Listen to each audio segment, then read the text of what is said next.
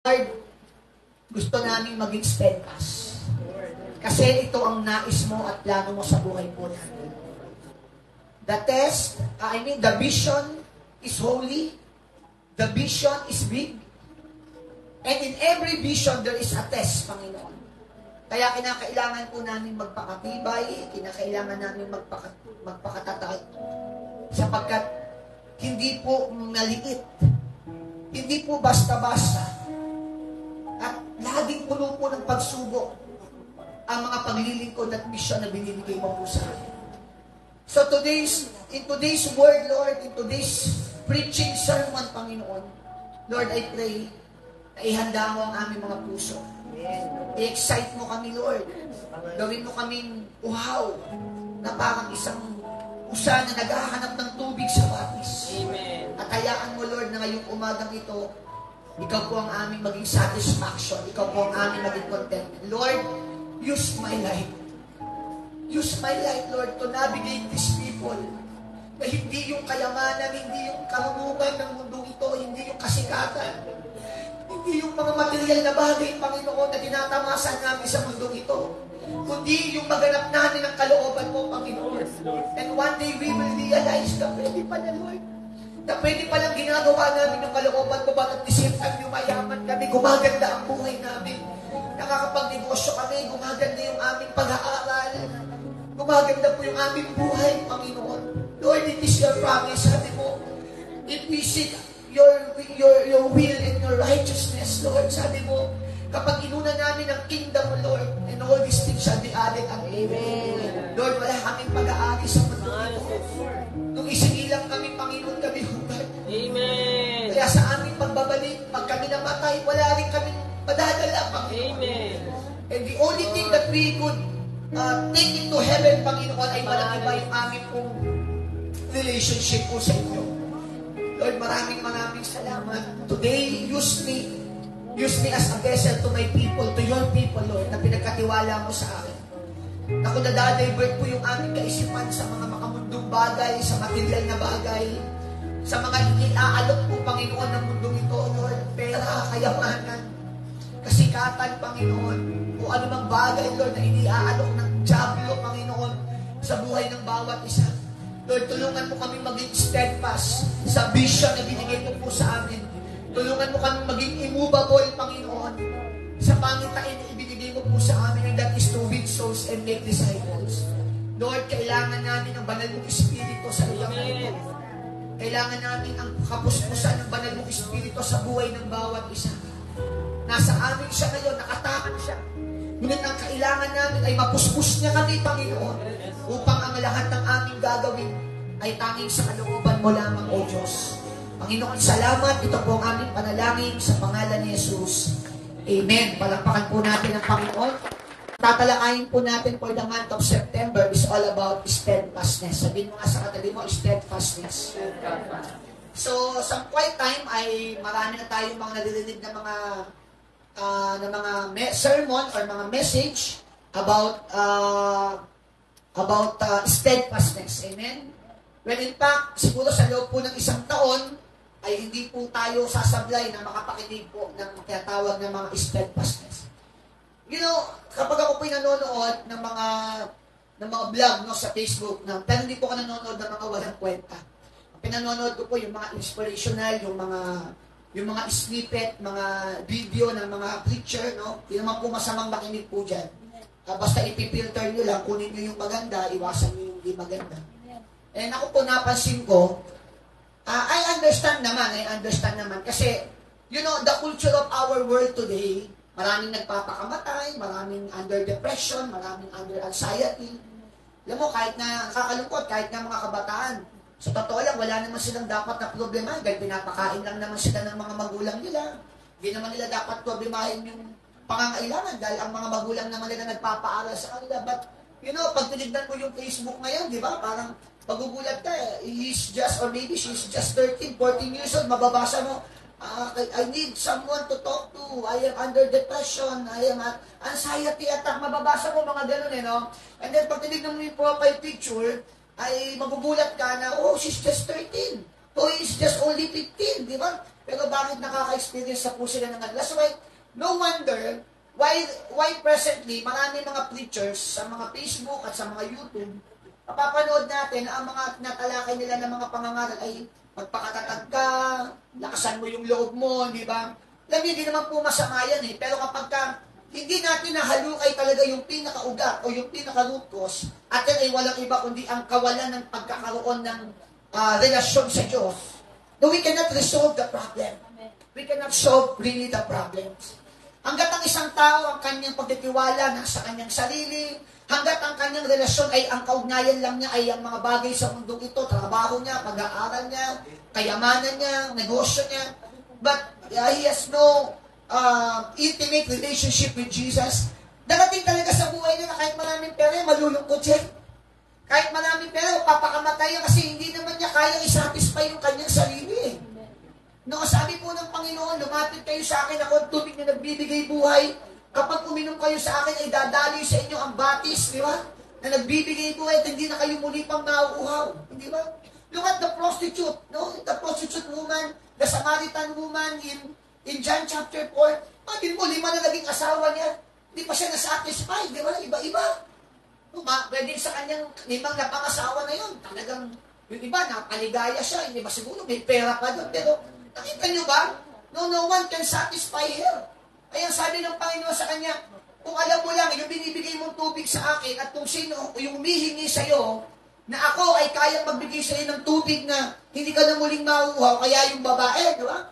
Na-realize niya na oo nga, no? Di ba? So you see, it's not about having this huge amount of money. It's not about having this bahay at lupa. This is not about having maraming kaibigan that you are so famous. No, this is not about punta ka dito, punta ka dyan, gala ka dito, gala ka ron. Maybe it can satisfy us just for a quiet time, di ba? Pwede. Sa saglit na panahon, pwede tayong mapaligan. But always remember na walang ibang mahalaga sa buhay natin kundi ang Diyos sa ating buhay. Gusto ko po maintindihan po natin lahat po yan. Alam ko lahat po tayo dito, nauunawaan ko marami tayo mga hinahanap sa buhay. Yung iba nga rito, 15 pa lang, naghahanap na sila ng jowa, di ba? Yung iba dito, naghahanap na po sila ng mapapangasawa. Lalo yung mga tagilid na, mga 30 above na, di ba? Yung iba naman, may asawa na naghahanap pa ng ibang asawa. Di ba? Marami pong ganyan, hindi ba? Yung iba naman, maganda na nga yung pamilya niya, kinaiimbitan pa niya yung pamilya ng ibang classmates niya. Eh, sana yung pamilya ko, ganito na lang. Kasi yung pamilya niya, mahirap. Yung pamilya ng classmates niya, nakikita niya, maganda yung buhay. Dati natin hinahanap, amen? Pero na-realize ko yung sinabi ko ng Matthew 7:7, di ba? If you seek, you will find. If you ask, you will receive. And if you knock the door will be open. Pero ang tinutukoy po pala doon ay walang iba kundi ang banal na Espiritu sa ating buhay. Hanggat ang banal na Espiritu ay hindi po nag-i-indwell sa ating buhay, sabihin mo sa katabi mo kung sino-sino hinahanap mo. Kung ano-ano hahanapin mo. Huwag po kayo nagagalit sa akin. That's the truth of the gospel. That is an absolute truth. Pag sinabing absolute truth, hindi po yan kayang baguhin ng kahit sino. Wala akong pwedeng kumumento po dyan. Unless ang banal na Espiritu ay tumahan po sa ating mga buhay, mga kapatid, maniwala po kayo kung sino-sinong tao hahanapin mo sa buhay mo. No?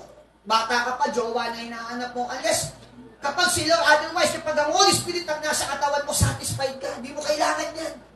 Maniwala nga kapatid, kayong mga lalaki po dito, kung totoong ang banal na Espiritu tumatakan po sa inyong buhay, hindi po kayo kagad naghahangad po ng babae. Hindi po kagad kayo naghahangad po ng mga kung sino-sinong tao po sa buhay po ninyo. So kung bakit po kung sino-sinong tao hinahanap po kung ano-ano hinahanap nyo, kasi ang totoo po, hindi pa po kayo nasasatisfy po ng Holy Spirit. Tatandaan niyo yung sinasabi mo doon na tubig na nagbibigay buhay na aapaw sa iyo, hindi ka na muling mauuhaw, yun ay walang iba kundi ang Holy Spirit.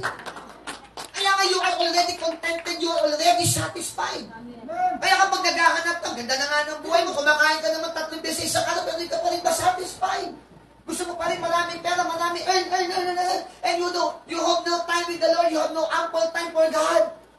I'm sorry, pero marami ka lang pera dito, pero lilitsunin ka sa impyerno. Totoo po yan. Piling tumatamasa tayo ng maraming bagay sa mundong ito, pero hindi tayo tatamasa ng buhay na walang hanggan. Tanging ang mga tao lamang na may totoo, na genuine. Tumingin po kayo. Tanging ang mga tao lamang na may genuine relationship sa Diyos ang papasok lamang po sa langit. Mga kapatid, ako pinaawa sa maraming tao. Imagine mo may sakit ka na, naghihirap ka na sa mundong ito, no, kahit isang tuka ka na. Imagine mo maraming tao na matay na nga, talaga ang tindi po ng kahirapan nila, walang pera, hindi masyado Tapos pagdating ba naman sa buhay na sa kamatayan, dahil wala po tayong relationship sa Panginoon, napakahirap. Kaya alam nyo, ang pinakamahirap at ang pinakakawawang tao sa mundo, hindi po yung mahirap. Kundi yung mahirap ka na, wala ka pang ugnayan sa Diyos. Palakpakan po natin ang Panginoon. So, pinasagahan ko lang po yan. Now, punta tayo sa positibo. Kapag ikaw naman ay nagkapag-establish na po na magandang ugnayan sa Diyos, amen? Kinakailangan naman na ma-establish mo ang iyong relationship sa Panginoon na ito'y matibay. Amen. Ito ay hindi makilos. Bakit? Kasi po, may kaaway po tayo. At ito'y walang iba kundi ang kaaway na si Satanas. Na walang ibang nais, walang ibang pakay, kundi ikaw ay dayain at guluhin. Amen? Alam mo yung minsan ka na lang nag-church, ikaw pa yung cause ng ingay sa church, di ba? Ikaw pa yung cause ng daldalan, ikaw pa yung natulog. Mag-ingat ka, baka nadadaya ka. No, you are not setting and establishing your genuine relationship with the Lord. O baka naman iniisip mo kasi na, okay na to, naniniwala na ako sa Diyos. Pero hindi mo alam kung paano siya sasambahin ayon sa kanyang kabanalan at kadakilaan. Amen. Alam niyo, sa simbahan ito, pag pumapasok pa lang po ako, maybe nagtatawanan tayo, nagkukwentuhan tayo sometimes sa lugar na ito. But you know, every time I step in, once na humakbang na po ang paa ko dito po sa simbahan ito, iba na po nararamdaman ko. Ang nararamdaman ko na po ito'y kabanalan po ng Diyos. Kaya dito, hindi po tayo nagsasalita ng kasinungalingan po dito. Hindi po tayo nagsasalita ng kadaldalan lang po dito. Hindi po tayo nag-iisip ng mga bagay na hindi ayon sa kalooban po ng Diyos po dito. Amen? Kasi andito po ang presensya ng Panginoon. Nandito po ang kapangyarihan ng Panginoon. Kapag andito ang kapangyarihan ng Panginoon, nandito ang kagalingan. Kaya lahat ng mga may sakit, gumagaling, gumagawa ng himala ang Diyos. Andito po ang presensya ng Panginoon. At kapag nandito ang presensya ng Panginoon, lahat ng mga may hirap, pinapasagana niya.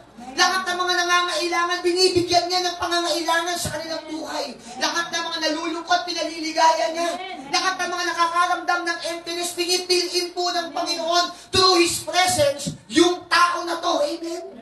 Kaya napakahalaga po that once we establish our relationship with the Lord, kailangan po tayo maging mapagtibay. Kailangan tayo maging matatag. Kasi may kaaway tayo. May diablo na laging hahatak sa atin para umalis tayo sa magandang ugnayan natin sa Diyos, magpakahina tayo, magpakalublog tayo sa mundo. Kaya kinakailangan po tayong maging steadfast. Sabi mo sa katabi mo, steadfastness of a true servant. That's what we need right now, mga kapatid. Kinakailangan po tayong maging steadfast. Alam mo yung active ka sa church, tapos biglang babalik yung kaibigan mo, no, na unbeliever. Pupuntahan ka sa bahay, yayayain kang uminom, di ba? You have to be steadfast, Kuya Dan. Alam mo yon, yung nakikita na ng diablo, na active ka na sa gawain ng Panginoon, active ka na sa gawain ni Lord, and then suddenly, itong barkada mo na to, di ka naman kilala nito, di ka ba nagulat, biglang pinuntahan ka sa bahay, tapos inaalok ka na lumabas kayo, mag-inom kayo, di ba?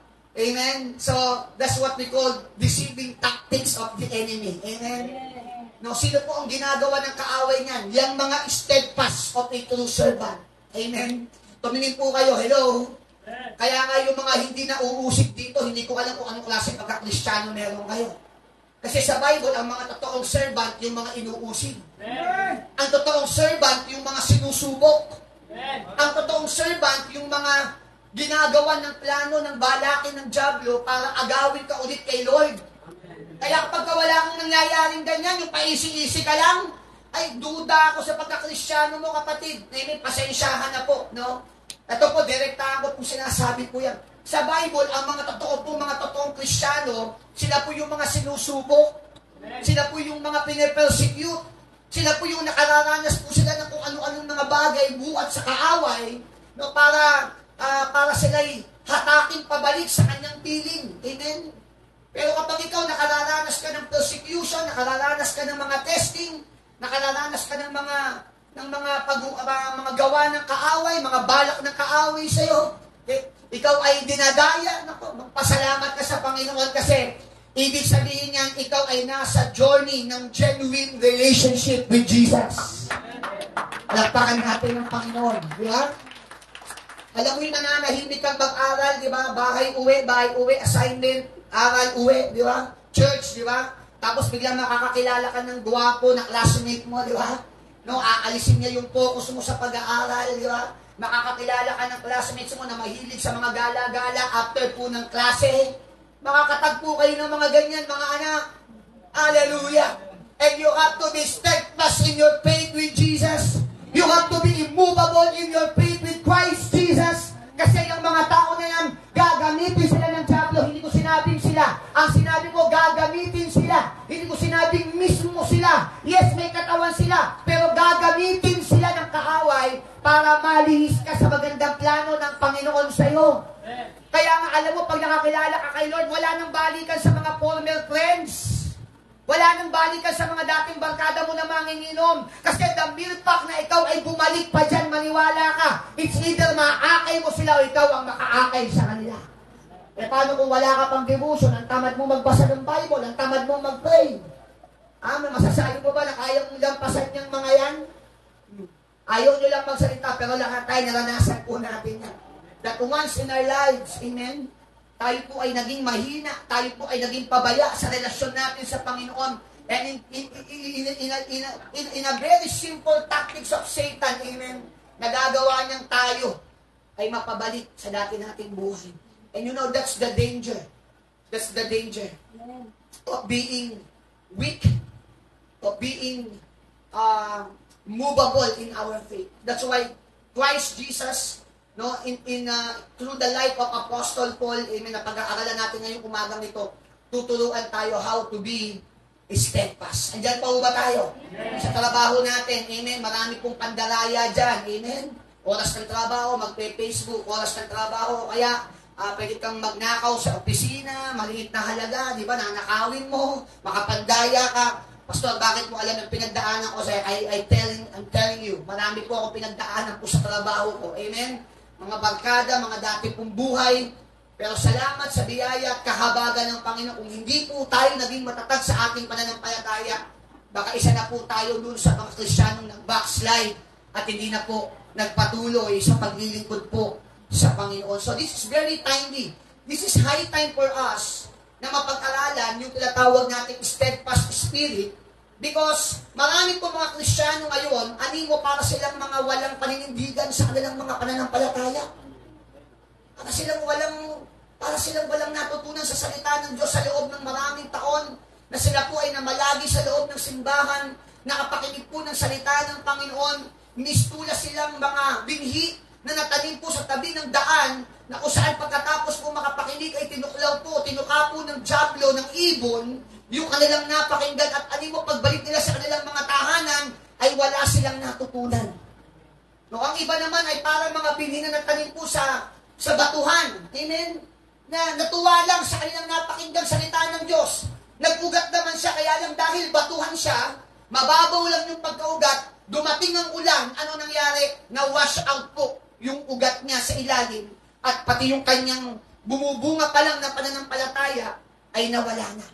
No, I think marami pong ganyan dito po sa atin, no? Yung mga pasimula pa lang 3 months, 4 months, di ba? Tapos nakakilala na po ng babae, nakakilala na po ng jowa sa school.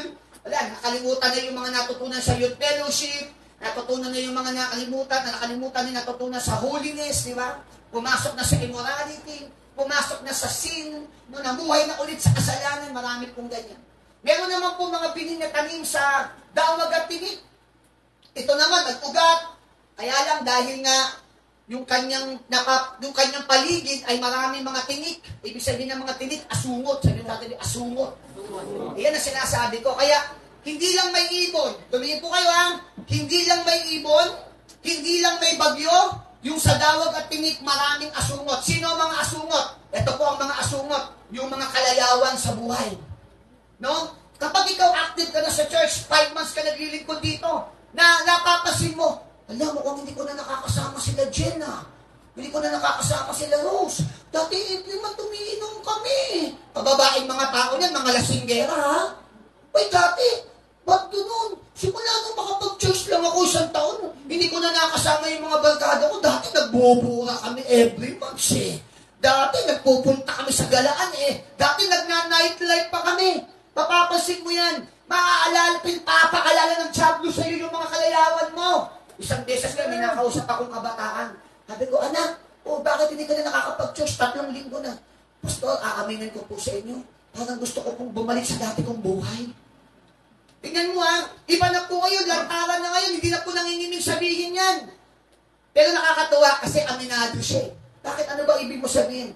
Kasi pastor, namimiss ko ba yung parang, yung mga selfie-selfie ko po sa Facebook na. Tapos yung, alam niyo yun, yung kasama ko yung mga barkada, malaya po akong sumigaw.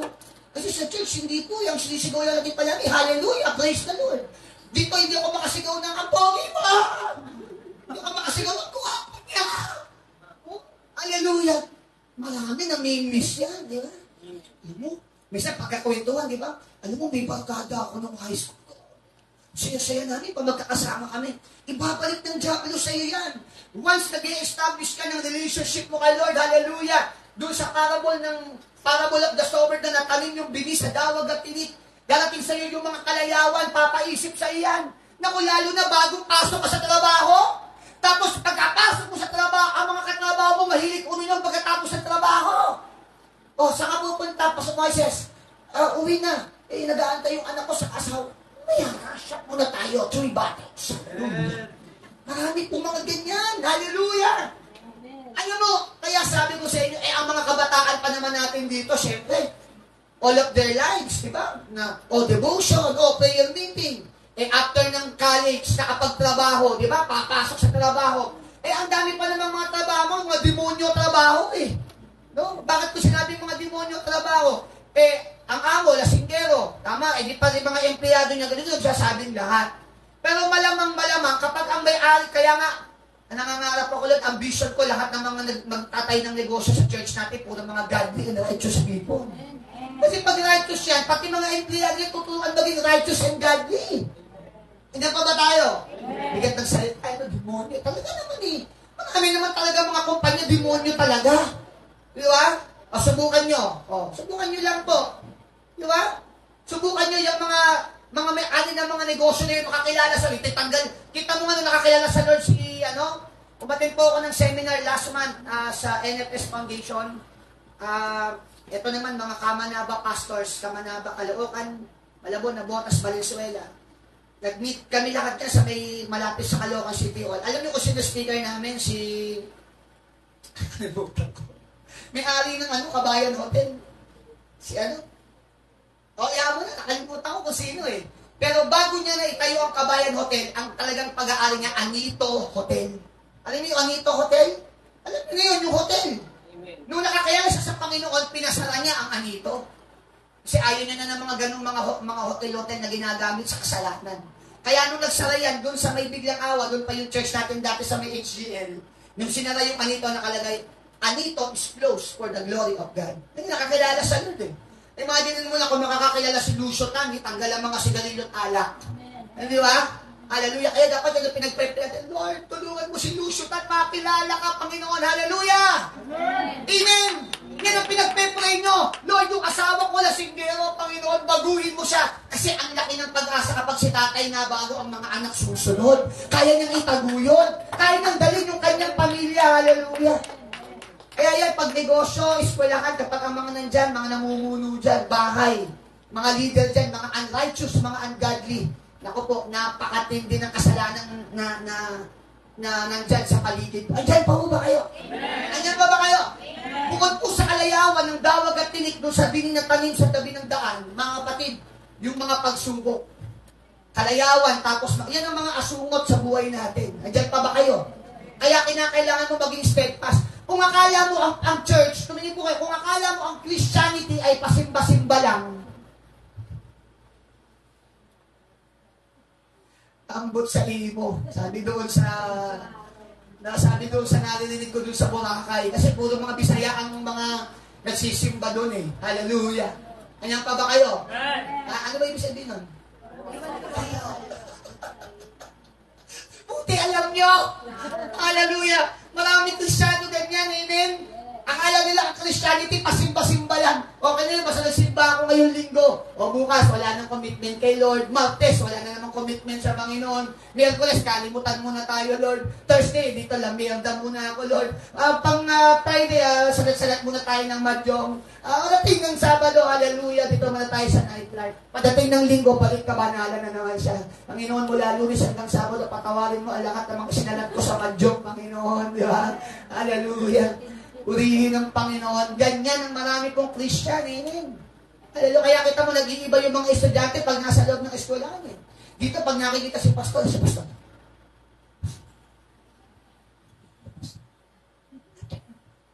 Pag nasa eskwelahan,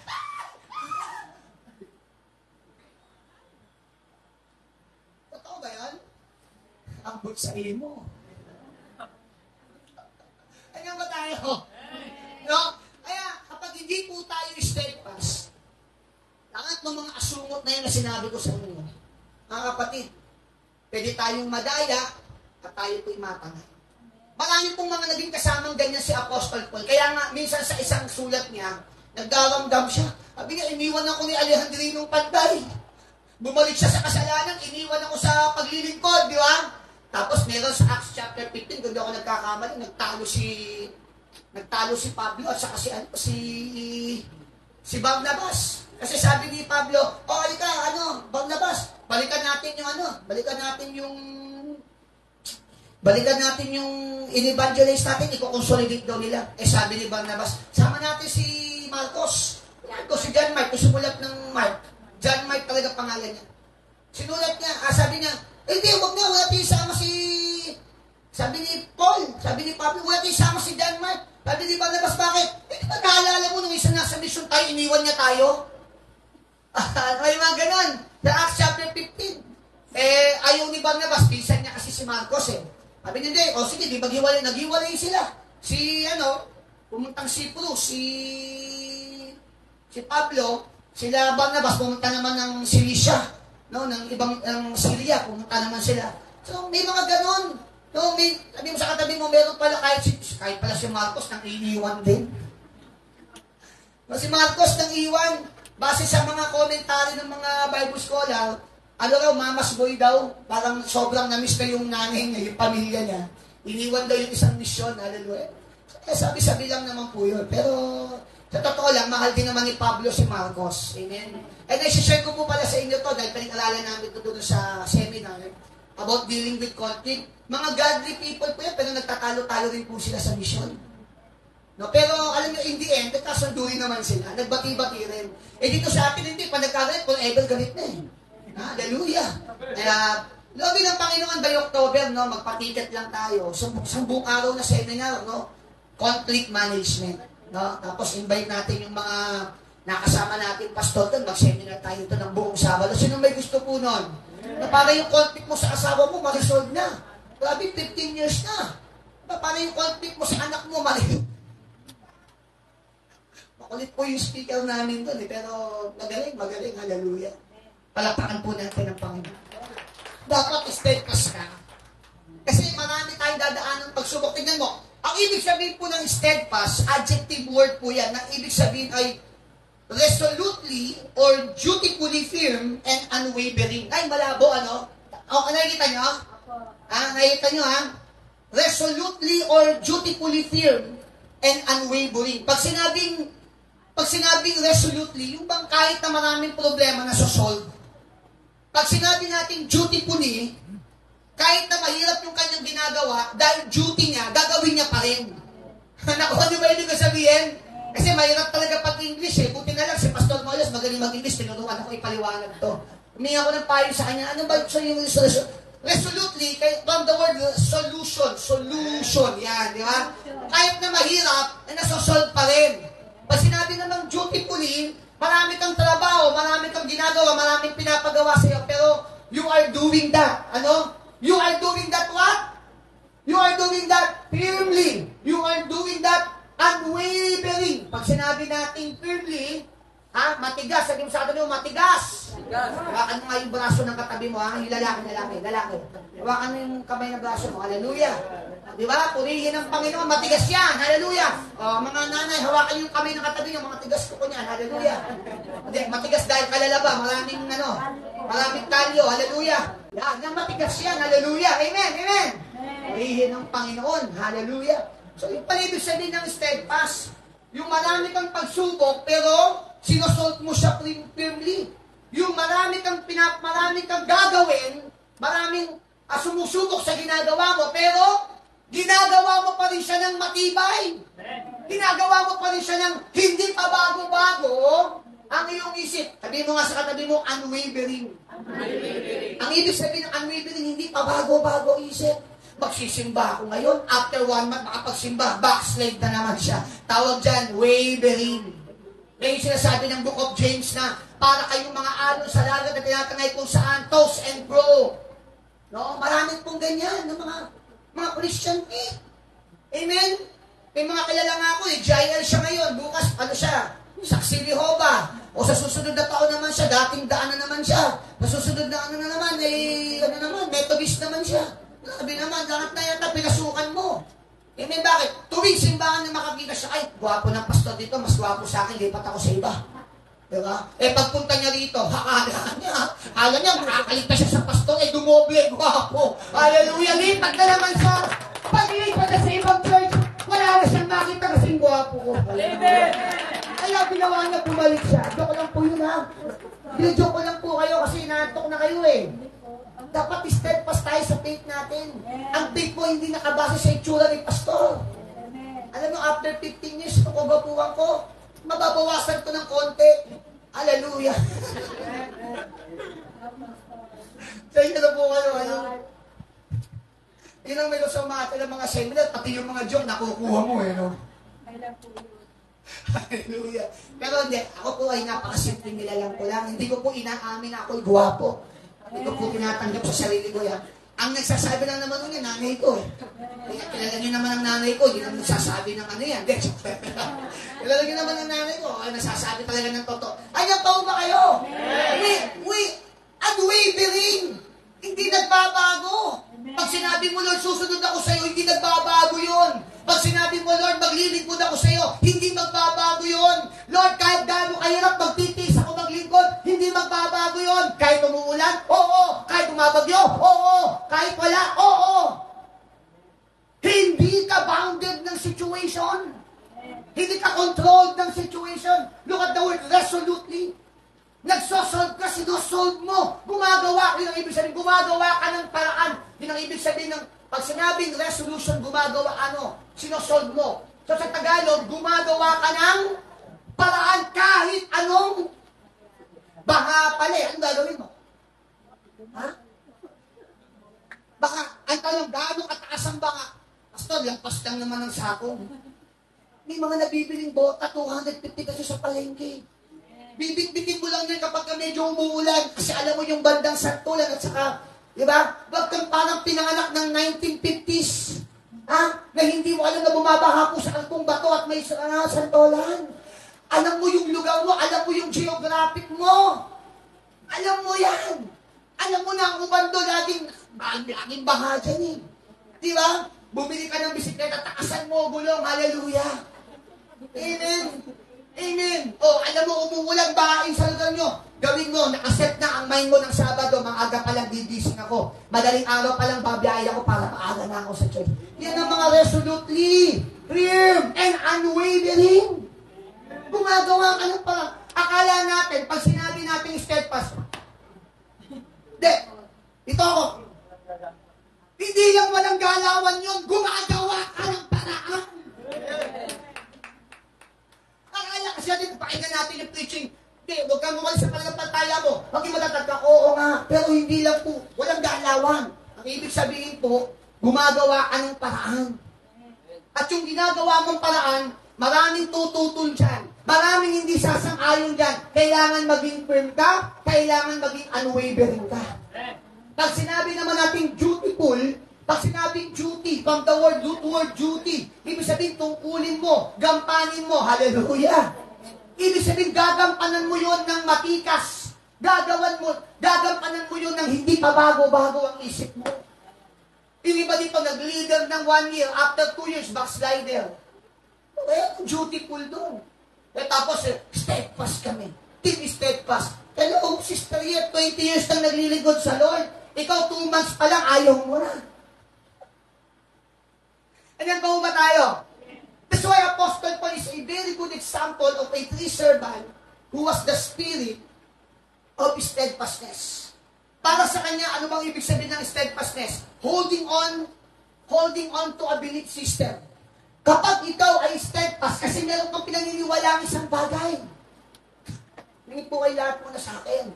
Ano pong ibig sabihin ng steadfastness o ng steadfast? You are holding on to a belief system. Pasinin mo yung isang taong engot, tingin-tingin sa akin meron ka na bang nakaharap na isang taong wala namang sense yung kanyang sinasabing belief, pero pinaglalaban niya? Parang wala akong kausap dito. Meron na ba kayong mga taong nakausap na ganyan? Halimbawa, pinag-uusapan lang Joel basketball. Sabi niya, hindi, para sa akin, ang pinaka-greatest of all time, si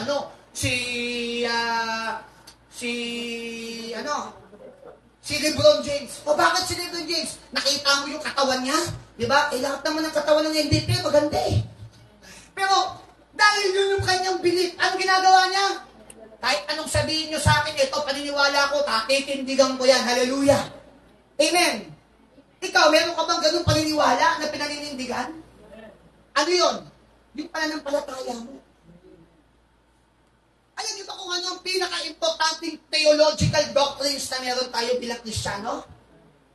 No, sa seminary, pinag-aralan ko, what is our most important theological doctrine? It is our faith in Jesus. Bakit po faith, Pastor? Because in faith, nahabag ang Diyos sa atin at tayo ay Kanyang niligtas. Yan po ang pinakamagandang doktrina na meron po tayo. Kaya halimbawa, Sister Lina, merong nag-chismis sa'yo rito. Kasi meron talagang lilitaw dyan eh. Baka ngayon wala pala kasi hindi mo pa masyadong kilala. No? Meron naman talagang ganyan talaga kahit saan. Di ba? O halimbawa may nag-chismis sa'yo, ay alam mo yung si Lina, yan eh, ganito yan eh.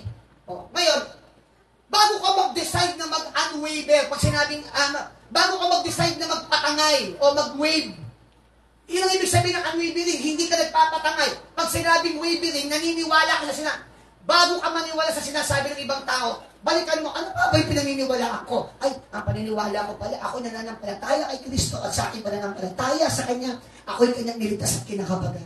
Bakit nga pala ako maniniwala sa tao? Hindi mo siya nagligtas sa akin.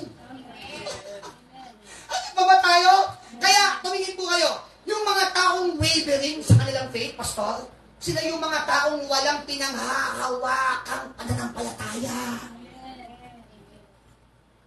Yung mga tamad manalangin, yung mga tamad magbasa ng Bible, naiintindihan ko na kayo ngayon, bakit kayo ganyan? Ang dahilan pala, kung bakit wala kayong katindig-tindig sa pananampalataya nyo, because in the first place, wala ka naman pala pinaniniwalaan pa eh.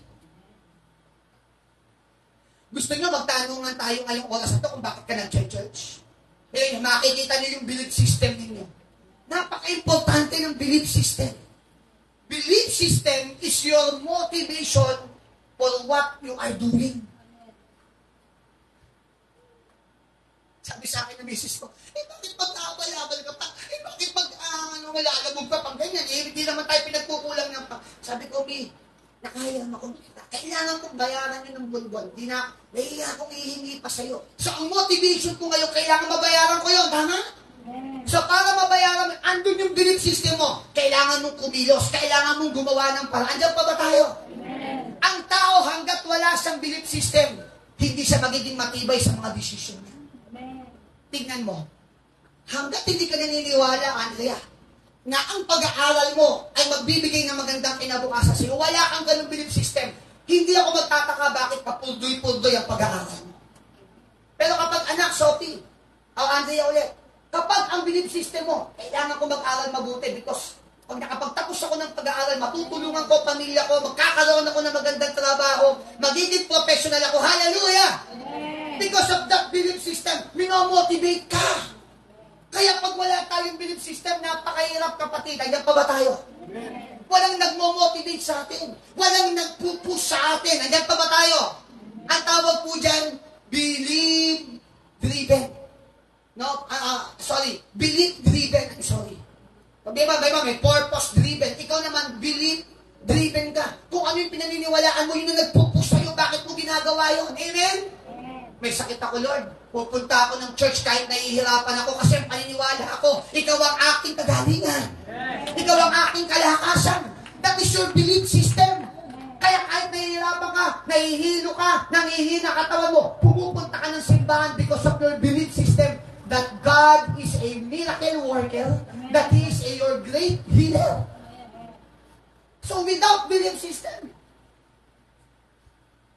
kung sino-sino tao magpupush sa'yo. Kaya nakita mo, ang daming tao, anong course mo ngayon? Nurse. After 1 year, ano na course mo? Education naman. O ano na course mo after 1 year? Accounting na lang. Bakit mo? Iba-iba nag-push sa'yo. Bakit? Wala kang sariling belief system eh. Amen. Amen. Ganyan din ang patotoo ng mga taong nagpalipat-lipat ng simbahan. Pag in-interview mo sila, ba't ka ba lumipat? Hindi ko kasi nagustuhan yung paniniwala nila eh. Kaya lumipat ako ng ganito. O ano nangyari? Hindi ko rin nagustuhan. Lumipat. Kaya kita mo? Laging nagsisimula sa paniniwala. Ay sabi mo, parang sira ulo yung mga ninuno natin, sumasamba sa mga batala, sa mga bato, sa mga kung ano-anong mga puno. Masisisi mo ba sila? Yun ang kanilang belief system. Kaya pala ganyan ka, Pastor Jonathan. Kaya pala parang sarang plaka ka sa vision na yan ang winning souls in a disciple. Kasi nga, ang tindi po ng ating belief system sa Lord eh. Na wala na pong ibang magandang purpose ang buhay natin kundi gawin ang kanyang kalooban na humayo at magdisipulo sa mundong ito. Yes, pwede tayo magnegosyo pero ginagawa natin yung vision. Yes, pwede tayo magtrabaho pero ginagawa natin ang vision. Kung bakit yung si Pastor, amen? Wala tayo minsan, may sakit tayo minsan, nangihina tayo minsan, pero bakit tuloy pa rin tayo? Because we have a belief system. And that belief is what we call faith. Belief system. No, yan yung faith natin kay Lord. Nandiyan pa ba kayo? Hindi pa kayo tututunan? Lalo pag Miyerkules sa atin kayo, ha? Nag-aaral tayo para marami po tayo maituro po sa inyo. Ano pa? Staying on the path of goodness. Ang ibig pala sabihin ng steadfast, yung lahat ginagawa na yung masama, ikaw na nanatili kang mabuti. Ha, Jack? Yung mga kaibigan mo, nagjowa na lahat. No? Minadali ang kanilang future love life. Pero ikaw, naging steadfast ka sa future mo. Yun ang ibig sabihin ng steadfast. You are staying on the path of goodness. Lahat ng mga classmate ko, Abi, no, nagpa-party na, nagjojowa na. Pag ikaw, Abi, pinipreserve mo yung virginity mo. Pinipreserve mo yung kagandahan ng pagkababae mo. Andiyan pa mo ba tayo? Andiyan pa ba tayo? Ha? Gapin na. Yung mga classmate mo, di ba? Inom yan. Sigarilyo yan. Kaya, kung ano-ano mga ML yan, baka kayo, ha? Baka natatagulang kayo. Pero baka nag-ML din kayo.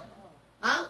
O dito, hallelujah, amen, ML, oh, hallelujah, huwag tayo dyan. O, pero pag nasa bahay, di ba? Wala namang iba nakakakita sa inyo. Ang ibig sabihin ng steadfast, kaya may nakakakita o wala, you are staying on the path of goodness. Hallelujah! Hallelujah! Walang nakakakita sa iyo, Sister Precious, pero nagpe-pray ka pa rin sa loob ng bahay. Walang nakakakita sa iyo, pero nagde-devotion ka pa rin. Why? Because steadfastness is staying on the path of goodness. Kahit nakikita mo yung iba hindi honest, ikaw honest ka pa rin. Kahit yung iba nakikita mo hindi na sila tapat, ikaw tapat ka pa rin. Because you are steadfast, you are staying on the path of goodness. Ano pa? Yung patience. Pag sinabi po pala nating steadfast, you are patient. Ikaw ay puno ng pasensya. Andiyan pa ba tayo? Andiyan pa ba tayo? Kahit natigasan ng ulo niya. O sige na nga, kahit matigas ang ulo mo, sige, dito ka lang, balik ka lang, di ba? O nakagawa siya ng hindi maganda, hindi ba? Hallelujah.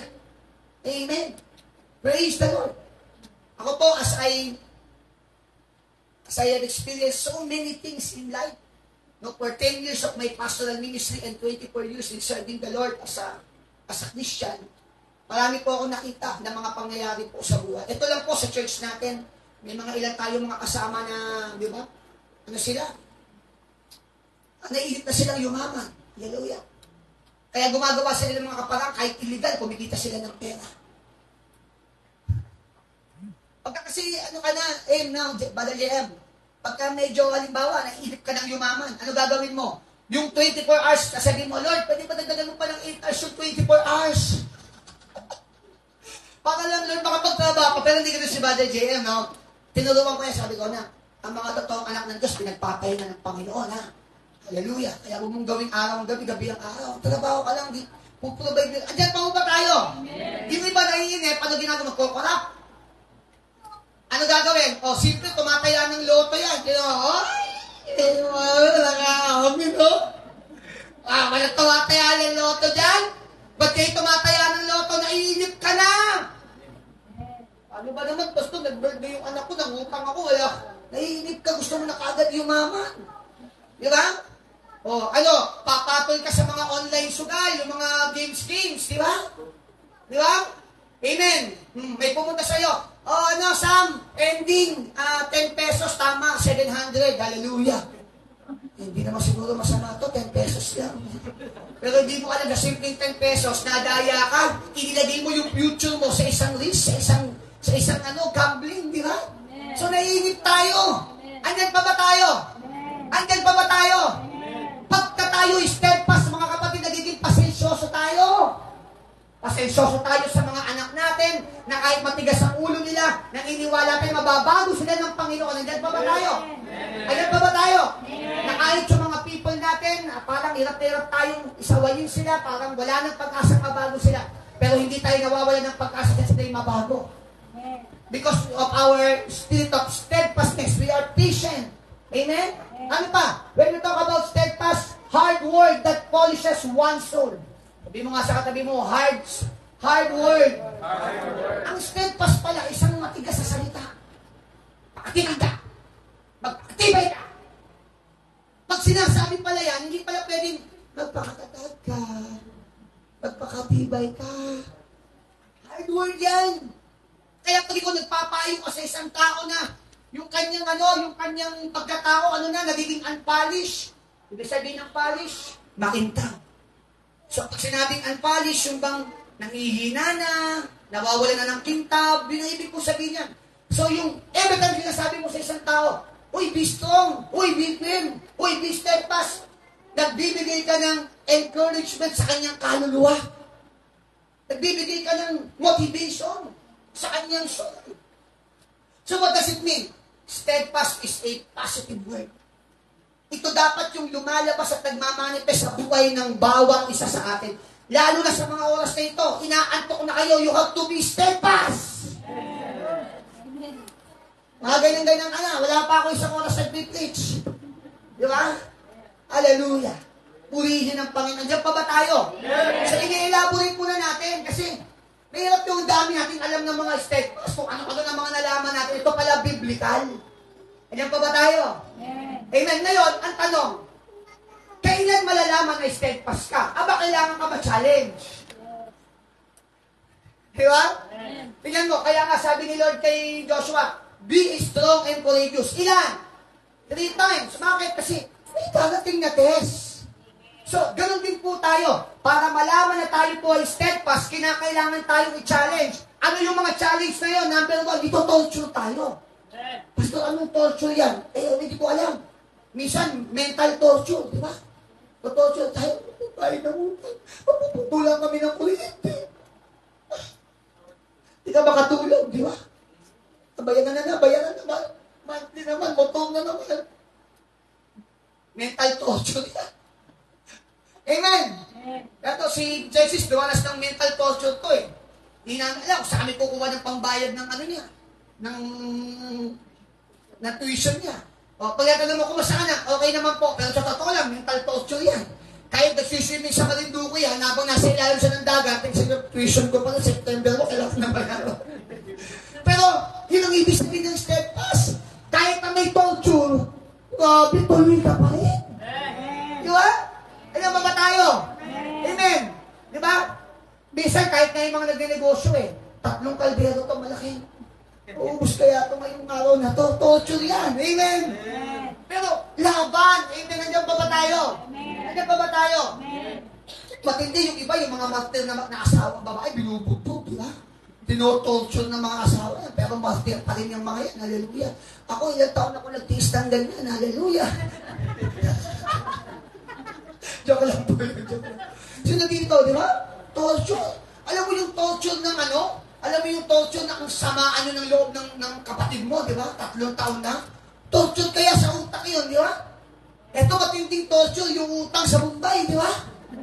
Grabe, oh, torture araw-araw. Tubo, ganito. Di ba? Ikaw, Mumbai, sobra ka na, ha? Sobra ka na tubo, ha? Di ba? Bumba kita. Torture yan. Alam mo, pag pumupunta ako sa palengke, tapos habang bumibili ako, biglang parating na yung Bombay, abay, kulang na lang kung saan sila susuot eh. Yung mga damit nila, yung mga, hindi nyo, kaya ako. Torture kasi eh, no? Eh, sila dito maraming torture sa buhay. Sila dito maraming torture ang ginawa ng kaaway sa kanya sa pagmiministro niya, pero tuloy-tuloy siya sa Panginoon. Amen kayo. Hallelujah. O ano pa, yung isa-challenge tayo, yung last. Yung mga kahalayan na yan, yung mga pagnanasa na yan, ako, yan, bumabagsak ang maraming kabataan. Bakit? Eh, makakita lang ng konting piskin ng dibdib yan eh. Ululawa eh. Hanggang bahay yan, iisipin niya yan. Yung nakita niya sa loob ng jeep na yun, kasi kaharap niya eh. Kung na, iiwas siya. Pag uwi na ng bahay, di ba? Magsisimula ng magpantat. Oh! Yan ang matinding challenge sa atin, mga kabataan. Hallelujah! Di ba? Kahit tayo mga may asawa, I'm sorry ha, lahat tayo dito, mga lalaki. Isa sa matinding challenge natin nga, kaya ikaw, Arlene, pag bumabiyahe na kami, nila JM, ako, matinding prayer ang gagawin nyo. Totoo lang, di ba? Purihin ng Panginoon.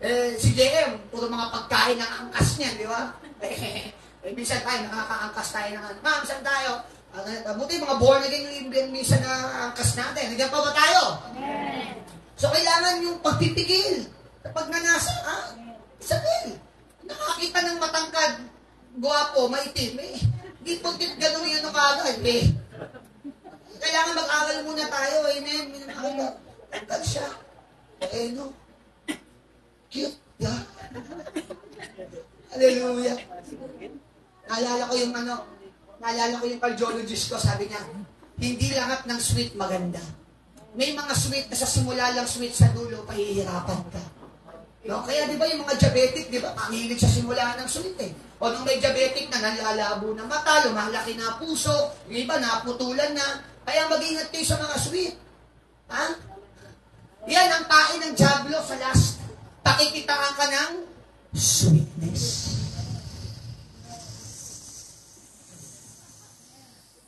Ano yan?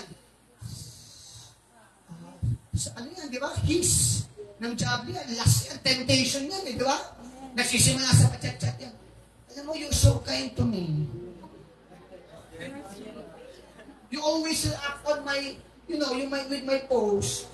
Thank you for hearting me. Thank you for making me happy. Thank you for, grabe no? Grabe na pa-English ka, di ka naman talaga marunong mag-English. Nadaya na nga ng last. Di ba? Andiyan pa ba tayo? Amen. Ang last, hindi lang sa babae at lalaki, last din po sa pera. Diba? Pagka medyo natetempt na tayo sa pera, so pahiralin natin yung steadfastness natin. Ano pa? Masa-challenge yan sa wealth. Yan na, yung pera, kayamanan. Kaya mag-ingat po tayo, baka kaya ni simple pa OT-OT, tapos wala ka ng time sa Lord, wala kang time mag-pray. Ba't di mo alam, pumapasok ka na sa idolatry. Bakit? Pera mo na, Diyos mo na, pera mo. Okay na nasa-challenge ang steadfast pag nagkakasakit. Di ba? Pag maganda kalusugan, serve kay Lord. Pag may sakit, ayaw na. Sabi ko sa Lord, nung kasakit ako, Lord, di baling mamatay ako na lumalaban kaysa mamatay ako nang hindi ako lumaban. Kaya kahit nilap ako mag-preach ko, nirapan ako huminga. Meron po kaming kaibigang pastor, si Pastor, alimutan ko yung pangalan. Namatay siya after mag-preach. Namatay siya after mag-preach. May sakit na talaga siya, hirapan ng huminga, parang sa baga. After niyang mag-preach, mga ilang minuto lang, after ng preaching, doon siya namatay. Tapos siya huminga. Tapos meron nila akong kilalang tatay, tatay ni Sister Balen sa Lubaliches. Si tatay yan, kalimutan ko na, tagal na. After din niya mag-testimony, no? Tapos, nanalig kami kaibigan, si Pastor Ruel, doon naman namatay sa, after din ng gawain, doon, malaban eh. Maraming mga Christian ngayon, pagka malusog, walang nararamdaman. Di ba? Si Paul, alam niyo bang may sakit po si Apostol Paul? Pero siyang sakit na, sabi niya sa Lord, 3 beses daw na dinalangin, di ba? Pero di siya pinagaling. Bakit? Kasi sabi ni Lord, okay na yan dyan, sakit mo na yan, kasi dyan sa kainaan mo na dyan kita pinalalakas. Kaya bawa tayo, may mga ganyan diabetic tayo, may mga cholesterol tayo. Huwag na natin ipag-pray na, Lord, tanggalin mo ito lahat, maglilingkod ako sa iyo. Hindi, maglilingkod ka kahit meron ka yan. Even in the presence of high blood cholesterol, diabetic, kung ano-ano mga sakit mo. Hallelujah! Diyan magmamanifest ang glory ng Panginoon na kahit may sakit ka, naglilingkod ka. Hindi po ba tayo? Yung mga patience with others, maraming mga matitigas talaga ulo, so dapat, pag na-challenge tayo, steadfast lang. Ano pa? Yung mga relationships, di ba? Diba tayo, ako, pastor sa'yo, matigas ulo mo, lagi kang late. Oh. Di ba? Pastor sa miyembro, ano pa, pumapasok sa immorality. Oh. Pero kita mo, patience pa rin si mami sa'yo. Patient pa rin ako sa'yo. Konti na lang. Malapit na. Diyan lang po. Hallelujah. Yan pa ba tayo? Amen. Ano pa? Mararamdaman mo yung, masusubok mo ang steadfast sa authority. Pag pinapasunod ka, inuutusan ka, willing ka bang sumunod? Yan. Steadfastness din po yan. Kaya kayo mga anak, kayo number 1 dito. Diba? Kasarapan ng Facebook, 3 oras na namamahid na yung kamay mo, diba? Inutusan ka. Magugas sila ng pinggan. Namamahid na nga yung kamay mo, Facebook, magugasin na pa ako ng pinggan. Tindi mo, diba? Hallelujah. Subukan mong sumagot ng ganyan sa akin, maniwala ka, baka makalimutan ko pagkapanood ko eh. Ano ba tayo? Ayan na, 3 oras na nga nagpipisok, manhid na nga, pahugugasin niyo pa ng pinggan. Papapas na ako. Tindi, no? And of course, yung time, pag nakapila ka sa isang pilahan ng jeep, umuulan pa, wala kang pagaw, no? Tapos ang haba pa ng pila, wala pang jeep. Oras na. Lalakad na ba ako? Siskinit. Di ba? Sel ate, ganyan eh. Pagkasiksikan sel ate sa umaga, di ba? Ako, kahit makapandaya na, di ba? Hindi, kayo na po ako, bumili lang po ako doon. Sa traffic, magta-traffic tayo, di ba? Yung steadfast na sa susukat po yan. Di ba? Tapos na po lang, katamaran mo yan, hindi ka gumising ng maaga, di ba? Kaya sa traffic na to, nakakayusin na itong gumising ng maaga. Anong traffic na sinisin mo, di ba? Hallelujah. Yung tipong 1 minute na lang, nasa cycle ka pa dyan sa paliko, di ba? Hallelujah. 1 minute. Kaya tinanong mo kay pastor, di ba? Disiplinahin mo sarili mo. Hindi nang steadfast. Amen. Palakpakan natin ang Panginoon. So, marami ka na natutunan? Wala pa nga tayong verse, di ba? So, tignan natin itong istorya ni Paul. Alam ni Paul na kaiinat niya yung kamatayan sa Jerusalem. Bago ang istorya nito, makinig po kayo, alam niya, dumanas siya, palutang-lutang siya sa dagat, lumubog ang barko, binabagyo siya, during mission, nagkasakit siya. Well, in fact, sabi niya sa isang sulat niya, naranasan kong magutom, naranasan kong salap, naranasan kong walang-wala. Ang sabi niya sa kanyang sulat, hindi po ba? Tingnan natin, ano yung nangyari dito sa Acts chapter 21. Pinipigilan siya ng mga tao na pumunta ng Jerusalem, pero hindi siya nagpapigil kasi hindi siya natatakot sa kamatayan. Meron siyang belief system. He is holding on to the promise of God. Andun yung kanyang patience. Gusto niya magampanan yung mission na pinagawa ni Lord sa kanya. Kaya kahit sinong tao pa humarang sa kanya, hindi siya magpapapigil. Tingnan natin. Gawa 21, verse 1 up to 15. Pagkatapos namin magpaalam sa kanila, kami naglakbay papuntang Kos. Kinabukasan, dumating kami sa Rodas at mula roon nagpatuloy kami sa Patara. Ito po yung mga lugar sa unang paglalakbay ni Apostol Pablo. At ito po ay matatagpuan natin mga kapatid sa east part ng Turkey. Ito pong mga lugar po na ito. At ang sabi po rito, dinatnan namin doon ang isang barkong papuntang Phoenicia. Kaya't lumipat kami sa nasabing sasakyan. Dumaan kami sa tapat ng Cyprus na natatanaw sa gawing kaliwa. Nagpatuloy kami papuntang Syria. Alam niyo na, yan, yung Syria, talagang Syria talaga yan, Damascus. Ngunit huminto muna sa Tiro ang barko sapagkat magbababa roon ng kargamento. Hinanap namin ang mga alagad na naroon at nakituloy kami sa kanila sa loob ng 7 araw. Sa patnubay ng Espiritu, sinabi nila kay Pablo na huwag pumunta sa Jerusalem. Ngunit nang dumating ang oras ng aming pag-alis, nagpatuloy kami sa paglalakbay. Kaya na magpapigil eh. Kami ay inihatid nilang lahat. Kasama ang kanilang mga asawa at mga anak. Very excited pa yung mga di ba? O Paul, lihatid ka namin sa barko. Excited pa sila, di ba? Hanggang sa labas ng lusod. Pagdating sa tabing dagat, iyan nyo, lumuhod kaming lahat at nanalangin. Pagkatapos namin magpaalam, sumakay na kami sa barko at sila'y nagsiuwi na. Mula sa Tiro, nagpatuloy kami ng paglalakbay at nakarating kami sa Tolemaida. Nakipagkita kami sa mga kapatid doon at tumigil doon ng isang araw. Kinabukasan, tumuloy kami sa Cesarea, sa bahay ng Ebanghelistang si Felipe, isa sa mga 7 lalaking hinirang noong una sa Jerusalem. Naalala niyo yung 7 lalaki sa Acts, di ba, na may pinili? Isa po siya doon. Siya'y may 4 na anak na dalaga na pawang mga propeta. Ang mga propeta. Sabihin propeta, nagpa-prophesy, nakakakita ng mga pangutain sa Diyos. Makalipas ang ilang araw, dumating mula sa Judea ang isang propeta ang pangalan Agabo. Mga ano po ito, hindi po ito mga false prophet, mga totoong propeta po ito. So habang naglalakbay, dumating daw si Agabo, isang propeta. Pinuntahan niya kami. Ang ginawa ng propeta Agabo na ito, bakit dito, kukwento ko na lang, nung makita niya si Pablo, kinuha niya yung balabal. Tapos ang ginawa niya, tinali niya sa kanyang paa at kamay. At ito pala isang pangitain. Ang sabi niya, ito ang sabi ng Espiritu, ito ang sabi ng Espiritu Santo. Ang may-ari ng pamigkis na ito ay siya'y ibibigay sa kamay ng mga himpi. Ibig sabihin, binigyang babala ng Espiritu Santo sa pamamagitan ni Agabo, ni Prophet Agabo, si Paul, na huwag ka nang tumuloy ng Jerusalem kasi ito mangyayari sa'yo. Itatali mga kamay mo at paa mo, papatayin ka doon. Nakuha niyo po ba? So, hindi sinabing masamang propesya yon. Talagang mangyayari talaga. Pero tumingin po kayo, di ba, sa simula pa, alam na ni Paul na mangyayari talaga sa kanya yun.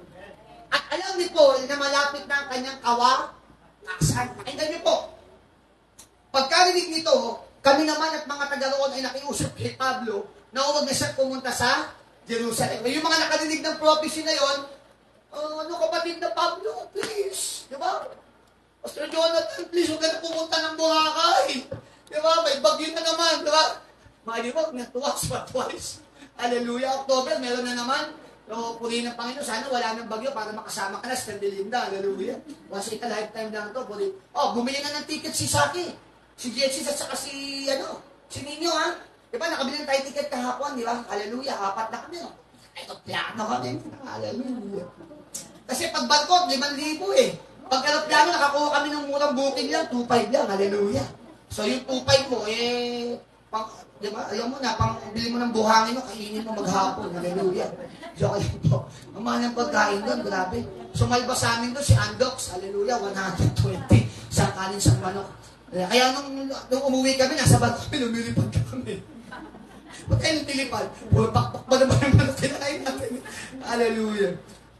Sabi niya, Pablo, huwag na kayong tumuloy. Mamamatay ka sa Jerusalem. Ngunit sumagot si Pablo, bakit kayo umiiyak? Sabi mo sa akin, ba't iyakin mo? May konti sakit iyak. Sabi mo, iyakin. Sino dyan, yung may mga konting nararamdaman lang, konting naubusan lang ng konting pera, may konting problema lang sa kapatiran, may konting problema lang sa people, iyak. Sabi ni Pablo, iyakin. Hallelujah. Sabi mo sa akin, huwag kang iyakin. Nagtanong si Pablo, bakit ka umiiyak? Ba't kayo umiiyak? Di ba ninyo alam, ito talagang tadhana ko? Yan ang problema sa maraming Christian. Lalo na yung mga prosperity pastor gospel na mga nangangaral sa pulpito. Ang mga Christian ay pagpapalain ng Panginoon. Hallelujah! Tayo ay destined to be blessed. Kaya yung mga tao, pag dumadala siya ng pagsubok, akala ko ba sabi niyo, pagpapalain tayo, bakit dumadala? Yan, prosperity gospel yan eh. Pinapaasa yung mga tao na sa paglilingkod sa Panginoon, magiging milyonaryo sila, pagpapalain sila. Ano pa ba tayo? Kaya kapag dumadala siya ng konting pagsubok, nako, yan, mga iyakin. Hallelujah. So yung mga steadfast, tumingin po kayo, mga iyakin. Yung mga hindi steadfast, ha? Yung mga konting pagsubok lang, umiiyak na kaagad. Di ba? Amen! Nakorek lang yun. Kumiyak! Tinulit ako eh. Bira ako, 10 years na akong kinukorek. Laban lang, hallelujah. Amen. Di ba? Ang pinagsabi, di magbago, hallelujah. Pag hindi nagbago, kapal mo, hallelujah. Nandiyan pa ba tayo? Amen. Sabi mo sa kanila, huwag ka umiyak. Sumagot si Pablo, bakit kayo umiiyak? Bakit ayaw ni Pablo umiiyak tayo? Bakit ayaw ni Pablo umiiyak tayo, Sister Leia? Sabi niya, pinapahina lamang ninyo ang loob ko. Hallelujah. Hindi na, Pastor, huwag ka na pupunta ng Boracay, Pastor. Alam niyo ba, sa pagpunta ko sa Boracay, nag-open ang Diyos ng maraming opportunity. Yung mga pastor po doon, talagang parang walang direksyon yung ano nila. Walang direksyon yung church. Yung iba doon, 5 years na nagpapastor, sa 10 pa rin. Alam mo sa probinsya, di ba? Pastor, tulungan mo naman kami. Pinakita ko sa kanila yung pinakita ni Pastor ni Josh at sa kanila, Pastor, yung picture ng church natin. Uy, grabe, gusto nyo namin mga sa church namin. Ano bang meron kayo? Vision. Ano yung vision na yan? Winning souls. Di ba yun yung Great Commission? Oo nga, pero hindi yung ginagawa. Yan ba tayo? Sa first week ng October, ulihin ng Panginoon, meron kagad nag-invite sa atin sa San Pablo, Laguna. Pastor, pwede ka ba namin ma-invite sa anniversary ng church namin? Mag-speak po kayo. Ulihin ng Diyos. Hallelujah, di ba? September 26 pala, nasugbo naman kay Pastor Mark. So, wala tayo na naman ng Sunday umaga dito. Pero gabi, dito naman tayo. So, gusto sumama sa nasugbo. Magmamotor lang tayo. Magmamotor lang, 3 oras. Magbabike mo ka na. Ang hirap ng bike, hallelujah. O October, may invite tayo sa may San Pablo. Tapos doon sa may bandang, Antique, sa kabandang Iloilo. Pastor, baka naman pwede tulungan mo kami. Kahit ganitong lang, kahit ilang araw lang, punta ka lang. Kami bahala sa pamasahe mo, kami bahala sa aeroplano, hallelujah. Tapos habang alam nyo, puli ng Panginoon, yung kasabay namin, si Pastor Michael, kami, laging may trip sa pagkain, tapos pati pamasahe namin sa barko pa, medyo din may nahihirapan. Kasi alam mo yung provision ni Lord, pag uwi namin ng sitakyan namin barko, alam mo yung parang yun yata yung pinakamagandang ship ng Starlight. Pinakamaganda sa galing siya ng Cebu. Alam mo yung loob ng barko niya, parang hotel. Yung tinulungan po namin ni Joshua, sabi parang po kami nasa hotel. Wala pa naman kami dalang mga kumot. Hindi ako makatulog ng maayos. Alam mo yung nag-aahalin, sobrang excitement ko, naggalak na tapos nagtanda pa ng muli ng Diyos, stranded kami ng halos mga ilang, mga 7 hours yun. Pero yung biyahe namin pa, very smooth na yung sailing namin. Alam niyo mga kapatid, gumising ako ng 5:30 na umaga. Nakaganyan ako sa gilid ng barko. You know, God is telling me, hindi ko sinabing kinausap niya ako ng ibig sabihin niya sa akin ng Holy Spirit. Habang pinagmamasdan ko mga kapatid yung mga isla, sabi po ng Balanas dito sa akin, anak, pupunta ka dyan sa mga lugar na yan. I'm sorry, baka kaya tayo masyadong magtagal magsama-sama, no? Kasi syempre, magmi-mission na di ba? Iwan na natin sila, pastor dito, yung mga, di ba? Kasi natalay naman na kayo mga leaders dito, di ba? Magmi-mission, mamumundok na kami ni Sister Riat, hallelujah! Sinasanay ko na kagabi, pinag-ulam ko ng damo at saka ng dilis. Hallelujah! Sabi ko, may mag-dilis mo na, may dilis talaga ako dala. Hindi ko lang mo kayo mabahagingan kasi pag babahagin ako kayo, baka isang piraso lang yun. Diba? Hallelujah. Andiyan pa ba kayo? Ha? At ka umiiyak, sabi ni Pablo. Kaya ganyan mangyayari din sa atin yan eh. Pastor, alis na kayo. Pupunta kayo ng Iloilo. Magtatayo tayo ng GCF doon. Pupunta kayo Antique. Magtatayo tayo ng GCF doon. Hallelujah. Diba? Kayo umiiyak. Pag-iin naman, diba? Pinangihina tayo ng loob eh. Ano ko sinasabing bukas na yan, ha? Baka siguro, baka maybe after 20 years pa yan, 15 years, di ba? Masabi. Hanggang pa ba kayo? Lapakan natin ang Panginoon. Naglalagay ako sa bag ko, wow. Babalikan na namin yung Marinduque, itong September, di ba? Babalik tayo Marinduque. Punta kami Marinduque, Pastor Laboratory Jesus. Tatayo tayo ng gusto magpastor doon. Anak, gusto mo kumanta ng anak sa Marinduque? Handa doon, ha? Sino dito may mga probinsya pa, magtayo tayo ng gawain doon. Ano natin yung gawain ni Lord, di ba? O, sino dito taga Bicol? Taga Bicol po kayo? Wala lang. Bicol tayo, ha? Sa lupa namin. Ay, maganda sa Naga. Sino pa taga Bicol? Wala taga Bicol. Saan ka sa Bicol? Ha? Hindi ka? Mamalapit kayo sa ano? Sa Mayon Volcano. Di ba? O, sino dito taga Bukol naman? Bicol, Bukol. Pinapahina lamang ninyo ang loob ko. Handa ako! Tingnan nyo. Sabi mo sa kanabi mo, handa ako. Alam mo, yung mga steadfast sa inyong mga handa. Amen. Amen. Punta ka ng outreach. Tamad ako, pastor eh. Pumunta nga, late naman. Pumunta nga, wala namang plano. Di ba? Walang handa yan. Kaya tama lang, kung hindi ka pa handa, di manahimik ka muna. Di ba? Dapat handa ka kasi pag hindi ka handa, walang mangyayari. Hindi pa ba tayo? Amen. Hindi pa ba tayo? Amen. Napapadala ko to si Fernan sa ano eh. Fernan, ano tayo? Go. Magtayo tayo ng church sa isa ng Boracay. Ha?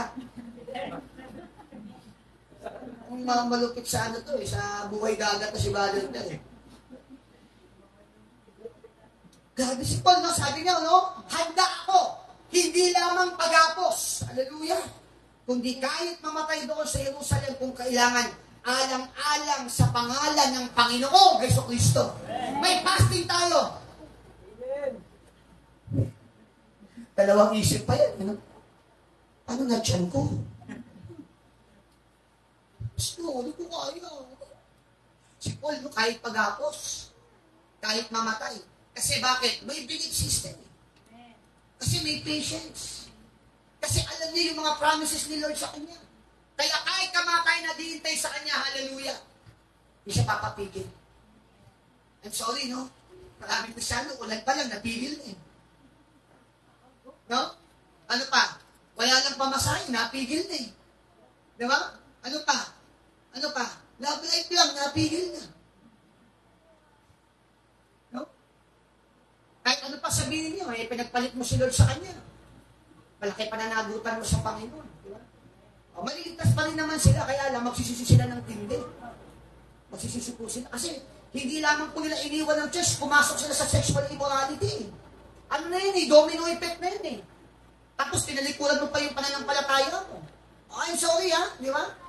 Kaya, mga niligtas pa rin naman yan, mababago yan, kaya dadaan sa maraming consequences yan, kailangan kayanin nila.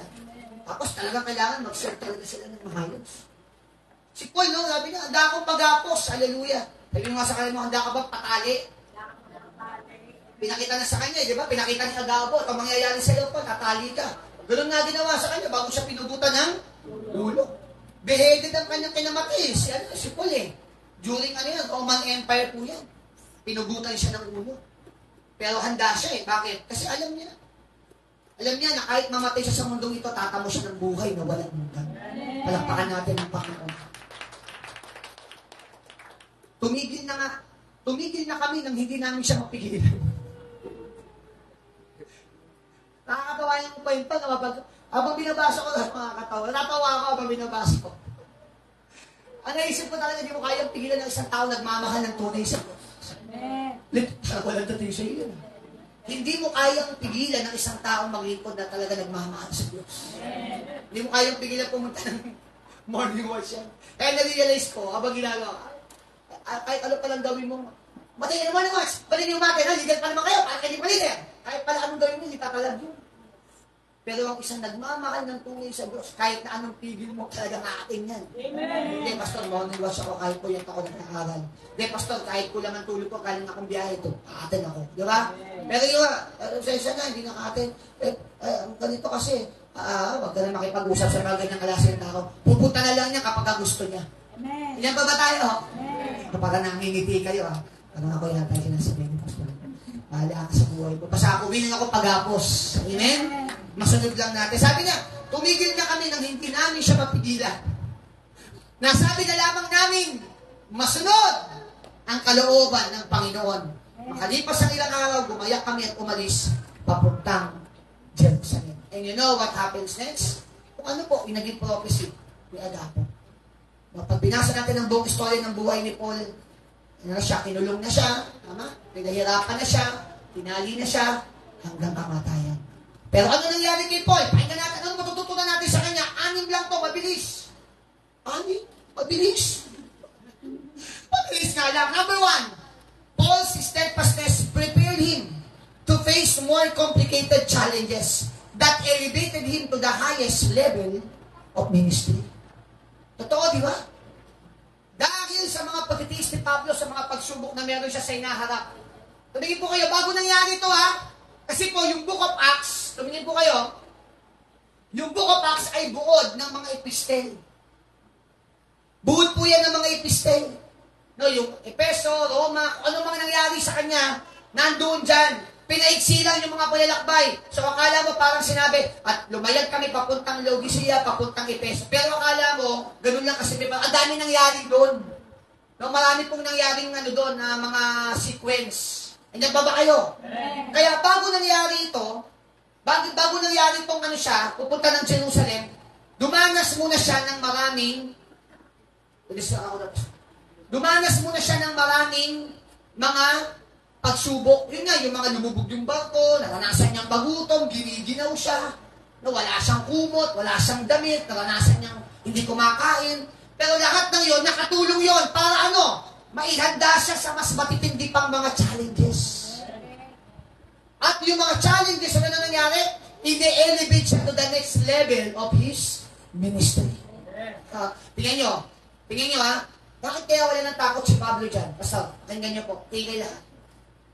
Tingnan nyo, imagine mo mga kapatid, doon pa lang po sa unang yugto ng Book of Acts. Nangangaral pa lang sila ni Barnabas, ano ginawa sa kanila? Inulong sila. Binugbog sila. Alam mo, tingin ko nga, parang mag-lead na si Pablo sa kabubugbog eh. At kada magtatanong pati siya, ito ang nangyari sa akin sa daan ng Damascus. Kada kinukwento niya yun, kulong, bugbog, litis. Nakakalaya naman siya, kulong, bugbog, litis. Kaya nung sinabi ni Agabo, ito mangyayari sa'yo, tatali ka. Bigil nga kayo, sa'yo magpag-iyak. Pinangihina nyo lang yung kalooban ko eh. Biling ako kahit pagapos, kahit mamatay, sabi niya. Di ba? Bakit kaya kayo si Pablo? Kasi ang dami ng dinanas na pagsubok. Ngayon pa ba susuko? Sabi mo sa katabi mo, dami mo ng pinagdaanan. Ngayon ka pa ba titigil? Yan ang gusto kong sabihin sa'yo. Sabi mo sa katabi mo yan ngayon. Ang dami mong pinagdaanan. Ngayon ka titigil? Malapit ka na mamatay, malapit ka na sa finish line. Ako lang bibiro. Paano nga kung mangyari yun? May maganda kayang mag-record sa'yo dun sa langit para sabihin papasok ka sa langit. Dahil nakita talaga nila yung true faith mo. Diba? Hindi pa ba tayo? Sabi mo sa katabi mo, hawakan mo yung kamay niya. Sabi mo, kapatid. Sabi mo, kapatid. Steadfast. Dami mong pinagdaanan. Sabi mo, dami mong pinagdaanan. Ngayon ka pa ba titigil? Hallelujah, palakpakan natin ang Panginoon. Woo! Yan ang maganda kay Paul, yan ang magandang naituro niya sa atin sa kanyang buhay. Pinakita ng buhay ni Apostol Pablo na sa dami niyang pinagdaanan, ngayon pa ba sa susuko, malapit na finish line? Di ba? Yan ang maraming Christian, parang Palo Sebo. Kung kailan malapit na yung makuha niyo yung tela doon sa itaas, lumingon, mataas pala, sayang.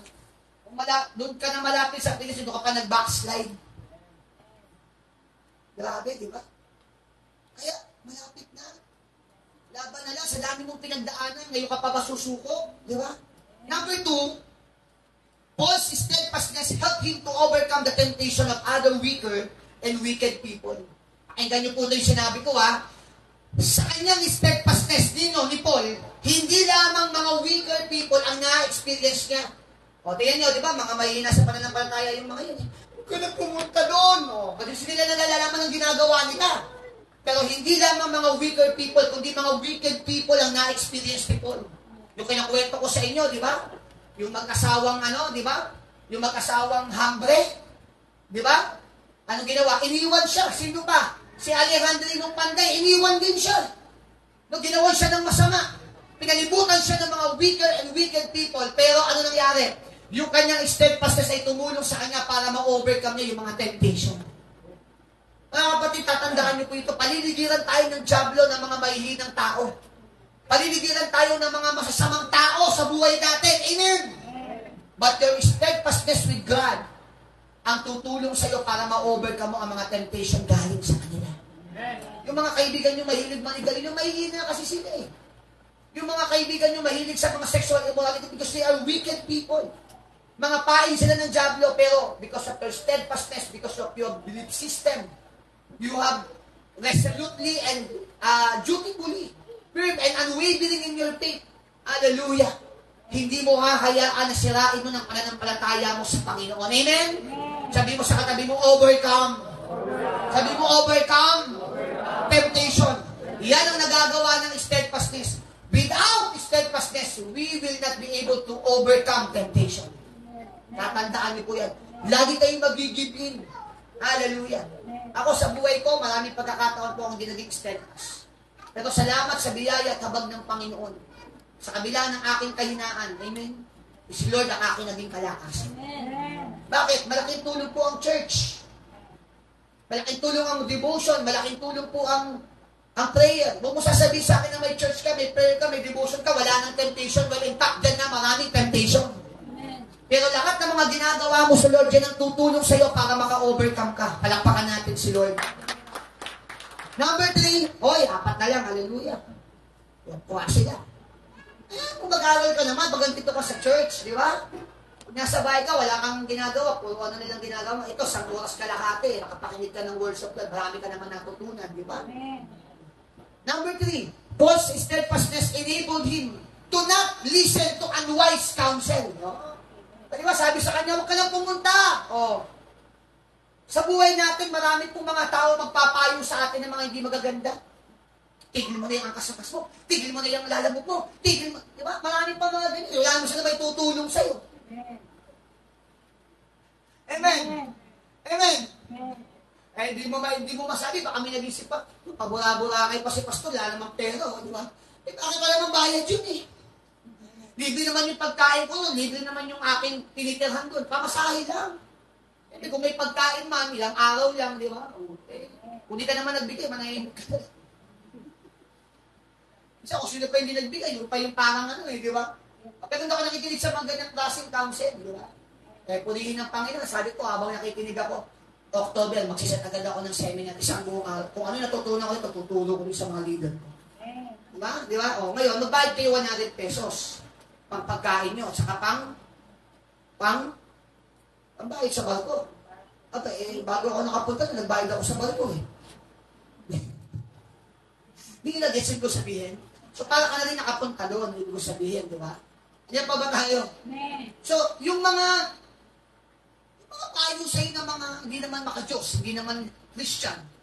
Di ba? Lalo yung mga classmate nyo, di ba? Gagaling magsalita niyan during participation sa klase, di ba? Gaganda lang sinasabi ng mga, pero dahil hindi naman mga godly yan, di ba kang bumilib dyan? Ako yung mga mayayaman, ano mayaman ka? Wala kayong bumilib dyan. Sabi ng 1 Corinthians chapter 1 sa last verse, kung may ibig pagmalaki niyang ginawa ng Panginoon sa kanyang buhay. Ngayon mo, nakalating ako ng Boracay di ba? Bigyan mo ako 100, bigyan niya ako 200, bigyan niya ako 500. Ngayon mo, nakalating ako Boracay. Di ba? Di ba? Dami-daming mayayaman, di ba makapunta doon Ang daming mga negosyante, di ba?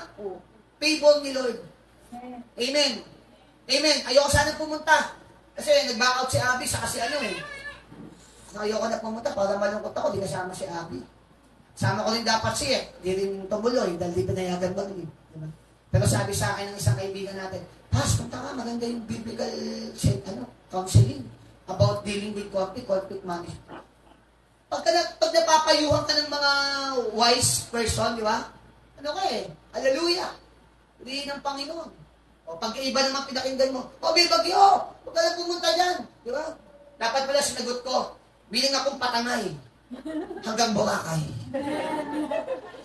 Palampakan natin ng Panginoon. Hallelujah. So, lalo na kapag ang mga kausap nyo, pastor, mga katrabaho nyo, wala namang kinikilalang Diyos. Kasi nagpapaniwan. Lagi nyo isisip yung counsel ng salita ng Panginoon. Amen? Nag-a-apply ka ng trabaho, punta ko nga si pastor, Pas, nag-a-apply akong trabaho bubuti naman. Tigil mo na katamaran mo. Saan ka mag-a-apply? Pas, mag-a-apply ako sa government. Hindi mo muna yung payo ng pastor, di ba? O kaya, pastor, pag-pray mo ako, mag-interviewin ako. Di ba? Di ba rito nagtatago? Para bang, mas alam, may pag-pray sila ng pastor na kaya kita mo kapag kayo hindi nagtatagumpay, di ba? Yabang eh. Marami dito ganyan eh, mga nagkapay ng trabaho, na ganyan, di ba? Ito matindi, nung nakatapos ng pag-aaral, iniwan yung church. Shame on you. Bakit? Eh, ginawa niyong Diyos, pero yung trabaho niyo, okay, bye-bye. Di ba? Pero isang araw, dadalhin ka rin ng Panginoon sa isang sitwasyon na ipamumukha ng Diyos sa'yo, anong pinili mo? Trabaho mo? Kayamanan mo? Lahat tayo dito, pinanganak tayo mo ba? Huwag kayo magmamalaki sa akin. Sabi ng Panginoon. Kaya nung ngayon, kung makapunta tayo sa ganitong lugar, makakain tayo sa ganito, magaganap din naman sa buhay natin yan eh. Alam mo kung ano yun, Sandy Linda? Sabi ng Panginoon, makakadulang ko kayo sa ating hapagkainan. Ha? Ano, Starbucks? Ano pa? Sige nga, Contis? Ano pa? Mga Mary Grace na mga... Ano pa mga restaurant ng pinagmamalaki ng mga tao? Wala yan sa dulang ng Panginoon na inihanda sa atin. Hallelujah. Purihin ng Panginoon. Kami dun sa Quran. May isang pastor ng magandang loob. Grabe. Pinakain kami ng napakagandang restaurant. Sa isip-isip ko, Lord. Hallelujah. Kumakain kami ng sister dati sa masasarap na pagkain, pero di kami nakakain dito. Hallelujah.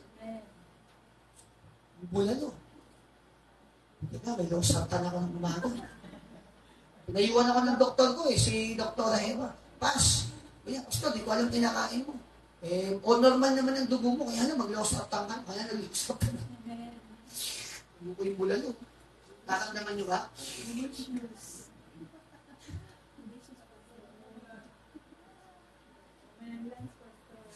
Sarap pa ng ilang kado. Kaya kakaiba. Oo, may buhangin eh.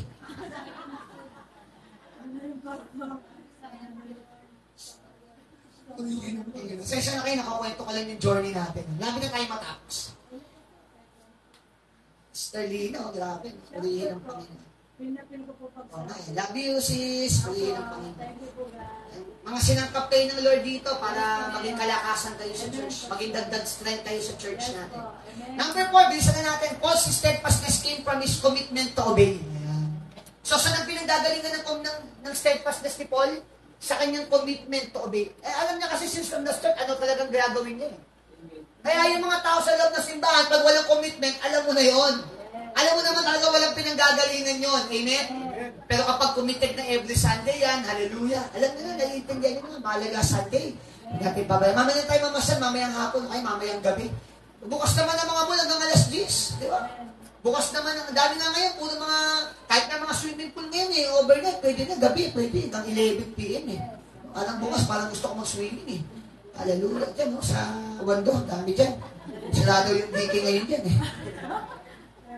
Di ba? Commitment to obey God's regardless of the cost. Sabi mo nga, regardless of the cost.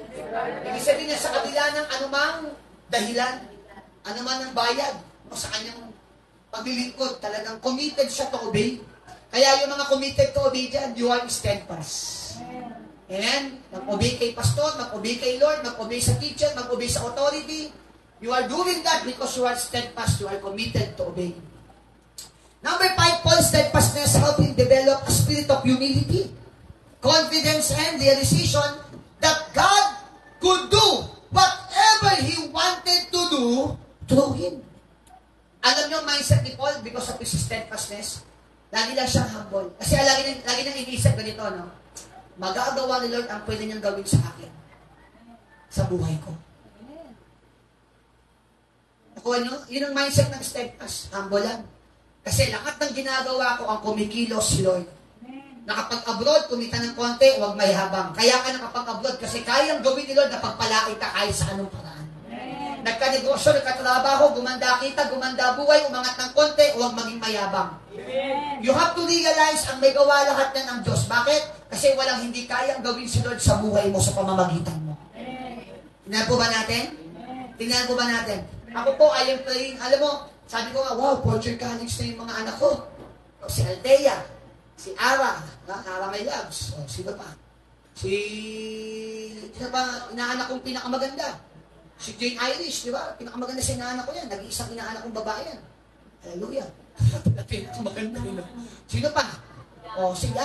Hallelujah. Pag yan mga yan, naging ano na, di ba? Yan ang mag-i-invest ng vision natin. Hallelujah. Pastor, magkano kailangan doon sa mission? Ito, yan na magbibigay ng mga yan, di ba? Pero, pag naisip ko yun, Lord, tulungan mo mag-humble itong mga kapatid ko na to. Kasi kapag the more na marami kang nararating, no, the more na ang diablo mag-i-inflict ng pride sa atin. No, si Paul, di ba, ang dami ng ginawang mga miracles sa kanyang buhay, sa pamamagitan ni Lord, pero nanatili siya pakumbaba. Hallelujah. Bakit? Kasi alam niya na ang lahat na nangyayari sa kanya ay gawa lang ng Panginoon. Palakpakan natin si Lord. Sabihin mo ngayon, Lord, lahat ng nangyayaring maganda sa buhay ko, ikaw ang may gawa. Kaya hindi ako magyayabang. Palakpakan po natin ang Panginoon. Diba? Di ba, mga simpleng mayabang lang, tahimik yan, pero mayabang naman talaga yan. Hindi po tahimik ka, mapagpakumbaba. Sa Bible po, may mga tahimik na false humility. Pero sa kaibuturan talaga ng kanyang puso, gusto niya yung posisyon na yon. No, hindi pa namamatay, gusto siya napapalit. May mga ganyan po. Opo, may mga naghahangad na po ng ganon, no? O kaya may mas magaling sa kanya, no? Kinaiinggitan sa kaibuturan ng kanyang puso, di ba? Pero hindi dapat mangyari sa atin yun eh. Kasi lahat ng nangyayari sa atin, si Lord lang ang may dahilan. Kaya kung medyo nasa pagtitiis tayo, magtiis lang tayo. Parang gulong lang naman ang buhay. Sa araw, nasa ibabaw ka na. Sa araw, nasa ibabaw ka ulit. Sa susunod, nasa ilalim. Pero whatever the situation, whatever the case may be, no, we should always humble ourselves to God. Kasi may lagi may plano si Lord po sa atin. Saka nakakita ng ganung klaseng tao, no? Tumigil kayo. Huwag kayo umiyak. Pinangihinaan yung kalooban ko eh. Handa akong pagapos kahit mamatay, sabi niya. Magawa ko lang ang kalooban ng Panginoon. Diba sabi ng Bible? At tumigil na siya kasi siya mapigil. Yan pa ba tayo? Paano please, pag pinatigil ka sa pag-church? Diba? Ano na? Pastor Lina, no? Pag inuusip ka na ng mga anak mo. Pastor Precious, dumating yung time. Kaya paglaban din pa ng palataya mo. Yes, ha? Angie, ha? Kahit anong mangyari sa inarap, anak, baka maging manager ka na. Huwag mo kakalimutan si Lord. Huwag mo kakalimutan yung church natin. Dapat nga yung mga nakapagtapusan ng pag-aaral dito, di ba, no? Mga nakatapos na sila. Dapat sila nga yung tumulong sa church natin eh, dahil naging better person sila, naging successful person sila dahil sa Panginoon. At malaking bahagi po yung church natin doon. Yun yung pinagpipray ko kasi hanggat hindi naiisip to ng mga kapatid natin, yung kayabangan nandun sa kanila. Pag mamalaki po yan, natawag yan vanity of life. Diyan pa ba tayo? Wala silang utang na loob sa akin o kung kanino man dito. Pero sa Lord meron. Ulitin ko po ha, wala silang utang na loob sa akin kay mami kung sino mga taong tumulong sa kanya rito. Pero higit ang utang na loob nila sa Panginoon dahil si Lord ang nagpatagumpay sa kanila. And last but not the least, Paul's steadfastness proved to be a huge inspiration to other people. Alam niyo ba pag steadfast kayo ang inspiration? Namangasa kanya yung mga tao. Itong apostol natin. Hindi lang daw siya hanggang pag-apos, hanggang daw siya mamatay, di ba? Alam niyo ba nangyari sa sumunod na mga talata? Grabe po. Naging inspirasyon siya para ang mga kapatiran sa iba't ibang mga iglesia, alam niyo? May-inspire sila mag-serve sa Lord. Amen! Amen! Sabi mo nga sa katabi mo, huwag kang susuko ha. Malulungkot ako. Nakakalungkot naman talaga, di ba? Pakinggan niyo po ito. Marami tayo naging kasama. May mga katabi ka dyan, Arlene. May mga katabi ka dyan, Resty. May katabi ka dyan, Sophia na. May katabi ka dyan, Asam, di ba? Dati yung mga katabi nun nandyan. Pero wala na sila, sumuko na. Ano mararamdaman mo? Malungkot. Pero napansin mo ba to, Sister Wilma? Sa Wilma. Nakita mo, Sister Pilar, pangiti-ngiti, pero marami pinagdadaanan niya. Ano nararamdaman mo kapag nananatili siya? Ha? Di ba nagiging inspiration siya sa'yo? Nakaka-inspire. Hawakan mo yung kamay ng katabi mo. Sabi mo, mag-stay ka. Sabi mo, steadfast ka. Nakaka-inspire ka. So, ito lang ang gusto ko sabihin sa inyo mga kapatid. Ang steadfast, nakaka-inspire. Yan lang. Naginig po yan sa caption, no? Ang steadfast, nakaka-inspire. Diba? Malayo na pinagdaanan mo ngayon ka pa ba susuko? Malapit na maganap ang mga pangako ng Panginoon sa buhay mo. Kaya huwag kang sumuko. Last verse, sabi ko ng 1 Corinthians 15:58. Therefore, my beloved brethren. Sino kausap ni Paul? mga kapatid sa Panginoon. Ano sabi niya? Therefore, beloved brethren, ano sabi niya? Be steadfast, immovable, always abounding in the work of the Lord, knowing that your labor is not in vain in the Lord Jesus Christ. Palakpakan po natin. Alam mo yun? Aba, no? Pero at least naunawaan natin ano ba talaga ibig sabihin ng steadfast, ano ba yung mga challenge ng pagiging steadfast. Hindi naman pwede sabihin steadfast ka nang walang challenge sa'yo di ba? And we studied the life of Paul, that once in his life, ay pinakita na yung kanyang steadfastness at ang naging bunga, yung 6 na pinag-aralan po natin. Kaya niyang mag-overcome ng temptation. At ang pinakamaganda po, yung pang-6 mo, nai-inspire po ibang tao po sa atin. Amen? Alison, nai-inspire ba kita sa paglilingkod ko? Na-inspire ba kita? Pwede, na-inspire ka ba ni Beautiful Jade? Ha? Na-inspire ka niya kapag ka naging steadfast ka? Ikaw, Rayan, na-inspire ka ba kay Ate Ina mo? Na kahit may trabaho, di ba, nagseserve sa Lord. Ano masasabi ko sa kanya? O pwede ba, pag kinausap ko sa ate, na-inspire ako sa'yo? Di ba? Amen! Amen! O, Ate Banji, ikaw ba, na-inspire ka kay Kuya Dan? Di ba? Puyat magtagtad yan, puyat magluto, mamalete, di ba? Pero nandito pa rin siya pag Sunday. Pwede ba sabihin mo sa kanya, Han, ano ba tawag mo sa kanya, pa? Papa ka, ano ba? Papa? Papa. Pwede ba sabihin mo sa kanya, Papa? You inspired me. Pwede ba ngayon sabihin mo sa katabi mo, sabihin mo sa kanya, alam mo, yung steadfastness mo, you inspire me. Palakpakan natin ang Panginoon.